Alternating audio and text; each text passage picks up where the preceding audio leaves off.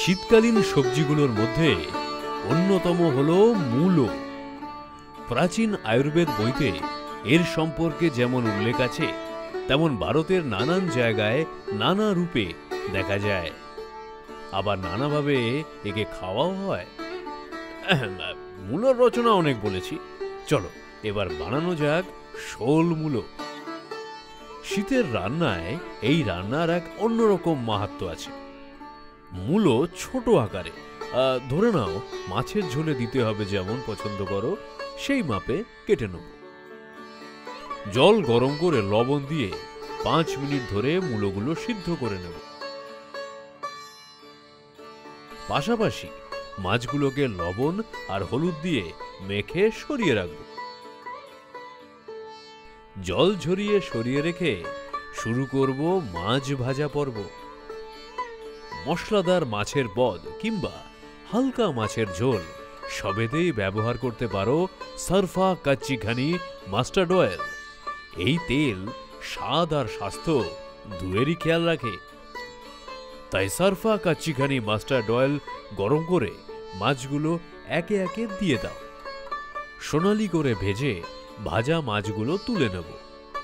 এবার ওই তেলে একে একে তেজপাতা, দারচিনি, এলাচ আর লবঙ্গ দিয়ে কিছুক্ষণ ভেজে নেব।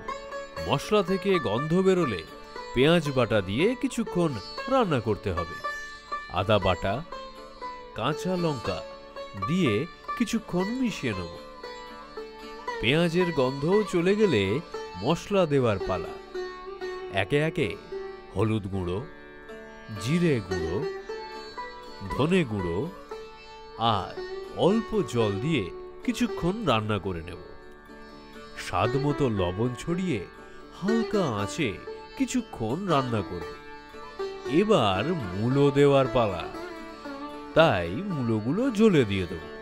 কিছুক্ষণ রান্না করে জল দিয়ে দেব।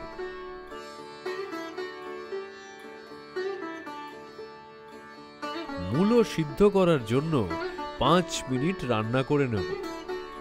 মূলো সেদ্ধ হয়ে এলে ভাজা মাছগুলো দিয়ে দেব।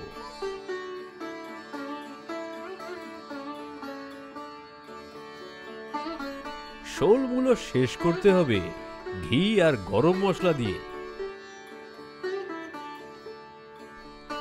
শীতের রেসিপি শোল মূলো খাইয়ে সবাইকে মুগ্ধ করতে আজই অর্ডার করো সারফা কাচ্চি ঘানি মাস্টার্ড অয়েল।